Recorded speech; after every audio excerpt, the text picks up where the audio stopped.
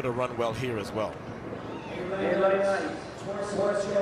I'm so happy that she came back on the track. A lot of times when they're entered in two events, we don't see them in both. So to me, this shows that she's really trying to put in the work and get to where she needs to be in 2 weeks at the U.S. Nationals. So let's look back at that 100-meter dash from earlier today. Sha'Carri Richardson, not hard to spot, and that red with the long blonde flowing here.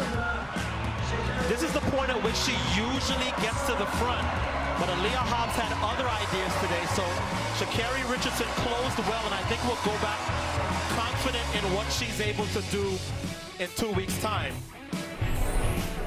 But Aaliyah Hobbs got the better of her today in 100 meters. And I mean, 10:85, very telling of how far she's come, you know, after last season going through so much, and this season really trying to find her focus and find her best race, and she's definitely getting really close to that again. Look at the rest of this field, along with Richardson, who will run in lane 6. She was the 2019 NCAA runner-up at 200 meters, running for LSU. The winner is here in lane 4. This is Angie Anellis, 2 times an NCAA champion, and just really runs well at 200 meters. A lot of people, you know, it's 1 or 2. This is really her event, and she does really well here.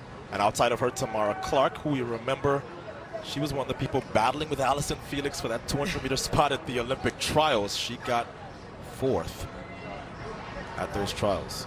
Sha'Carri Richardson in the women's 200 meters in New York. So I'm looking for the start of Anellis. She's not off to the best start, but she is in contention. But look at Sha'Carri Richardson. We know she can finish, and she will come off in the turn with a lead. And the crowd getting excited as they see her in the lead. Can she hold off this field? She's looking stronger by the stride and celebrates with the crowd here at Icon Stadium in New York. Wins the 200 meters, 22:38 unofficially for Sha'Carri Richardson. And she just looks like there's a weight taken off of her shoulders, right? I don't think she cares so much about the time, but it's about getting back on the track and winning and winning. Tamara Clark was really closing down on her, and there was a chance for her to run by her. But that didn't happen to Sha'Carri Richardson today, and I just know she's happy to be back in this good space and winning again, and it's exciting for us to see her do that. And clearly her coach, Dennis Mitchell, making a workout out of today. When you see a sprinter coming back an hour later to run that 200, they're working on things at the end of both of the races, and she hasn't run a bunch of 200s this year, but I think she has a lot of confidence from how she held off the challenge of this entire field, including, as you said, Sonia, Tamara Clark. That was a great start for her. She got out very well and got off the turn in front. But this is going to be the hardest part of the race for Sha'Carri Richardson. Of course, we know she can dominate the 100, but the 200 is longer, and she was able to really keep those knees up, keep her form, and fight all the way to the finish line. And like I said, she just looks like she's so excited and delighted to be getting back to her best form. So you mentioned the fishnets.